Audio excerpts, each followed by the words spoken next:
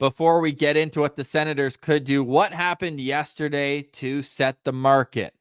Jacob Markstrom to the New Jersey Devil, the long rumored trade. They're going to hold some of his salary as well in return. The Calgary Flames get former Ottawa 67s defenseman Kevin Ball, 23 years old, 6'6", rugged defensive style, a 5'6". He's not going to be a top four defenseman, but one piece, while the other is a 2025 top 10 protected first round pick.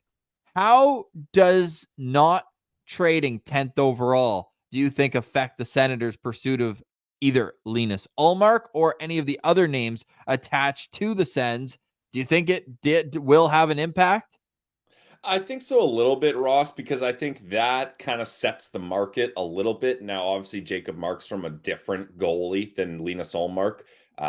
You got a 5-year age gap there. He has 2 years left on his deal rather than one. I think that's the New Jersey Devils and the league saying, look, goaltenders are not worth top 10 picks. And I feel like that's fair, especially goaltenders with only 1 or 2 years left on their deal. So I thought that was a fair deal for both sides. The Devils get their guy. I know the Sens were in on Markstrom, but I never really thought they were going to outbid the Devils. The Devils just have so many assets. Like they could have gone a number of different ways. I think they did pretty well, not giving up 9th overall and only giving up a bottom pair defenseman, even though he's a young, big defenseman with a lot of potential upside. But I think the Ottawa Senators are zeroing in on Ullmark. Like I think that's always been their top guy. They've talked about it at the trade deadline. They were probably closer than fans know. I think just the Bruins were like, hey, we got something good going here. We're going to wait. And maybe they didn't think that whatever was in return was going to help them in that year's playoffs. So that's why they held on. But it really seems like the Boston Bruins and the Ottawa Senators have something cooking as far as an Ullmark trade goes.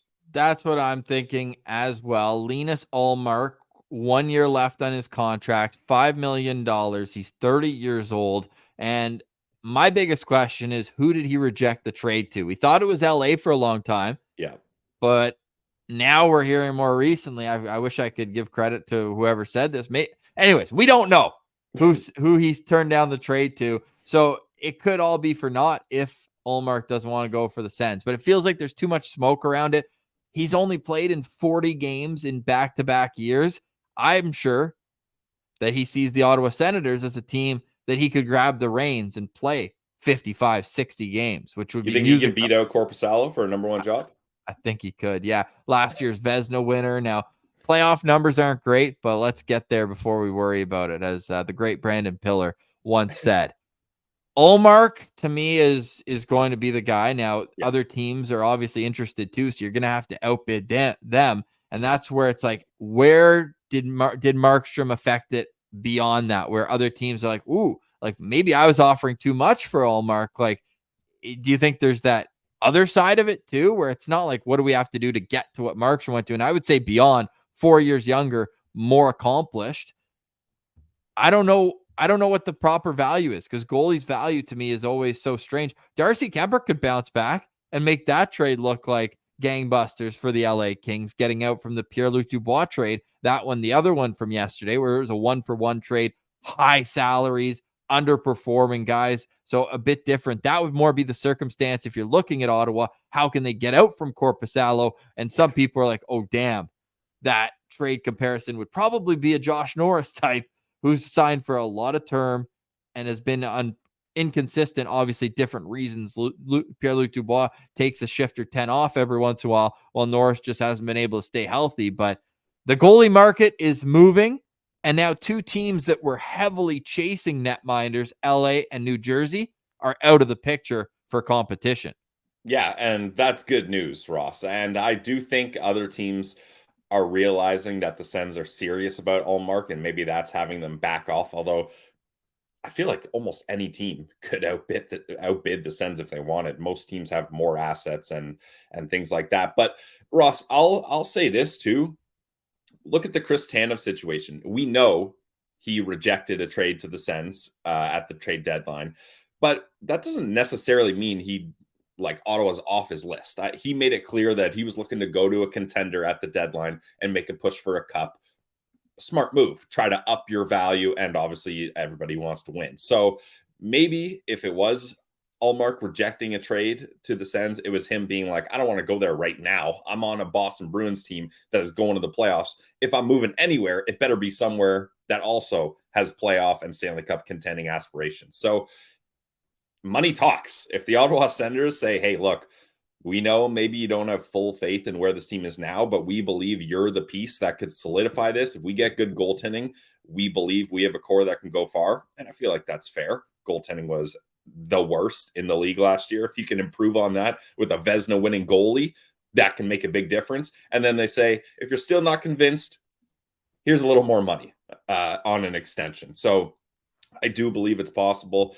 Bruce Garriock reported in his article that a league executive believes the Senators would likely have to offer. So believes and likely in there, just so we're aware, it's not a full clear report, would likely have to offer defenseman Jacob Chychrun along with a first round pick and another selection to acquire Ullmark. So now, is this other selection like a fourth, a sixth, a seventh, or are we talking knows? 39th? Because I feel very differently depending on the answer to that question.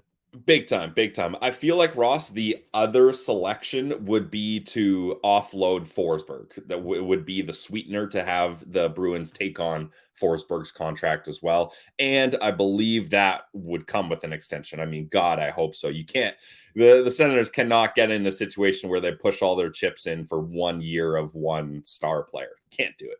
No, you simply can't. Now, Linus Ullmark, I think it's easy for people to point to Boston and how great a team they are. And, oh, he is a product of his environment. Look at the goalies around the league who aren't playing the lion's share of games, who have great numbers because they're on great teams. Anthony Stolar is a perfect example, albeit 20 games a little bit different than 40, where Ullmark's been the past 3 seasons. But if you go back, and this might be more indicative about the Ottawa Senators than Linus Ullmark, who played his first number of seasons in the league, 6 to be exact, with the Buffalo Sabres. He has never had a save percentage below .905. And outside of that, his worst season, he's never had a save percentage below .913, which was his rookie season in the league. The Ottawa Senators have only had 5 goaltenders since 2015, since Andrew Hammond's magical run. I use that threshold because that was Linus Ullmark's rookie season. 5 times has a goalie for the Senators who's played more than 20 games had a save percentage above Ullmark's worst. Now, if we're talking about the best save percentages since Ullmark entered the league, Craig Anderson in 2016-17 was at .926. Nobody else above .917. Linus Ullmark has a season at .938. And then beyond that, .917, .917, .917, .915, .913. He would be so much better than the best the Sens have had since Craig Anderson. So much better. And that's why you have to pay the price. So, yeah, this is a long-winded way of saying pony up. I'm more concerned that we don't see the name Shane Pinto in the trade.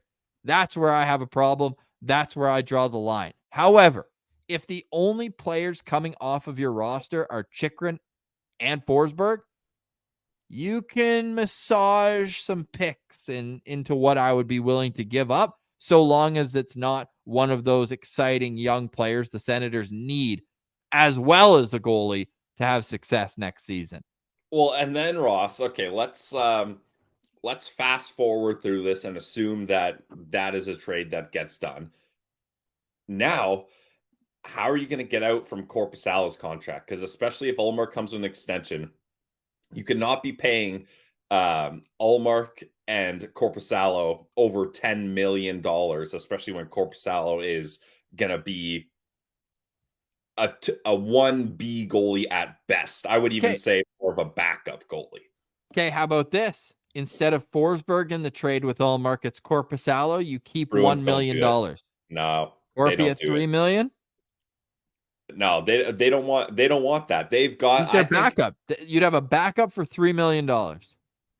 I think the Bruins are looking, hey, we had a tandem and we weren't able to solve it. We're going all in on Swayman, and we're going to find an Anthony Stolarz, a Scott Wedgwood. We're going to find a cheap backup just to be there when he needs it. I don't think they want to do the tandem, and I don't think anyone wants Korpisalo's term at this point. So no.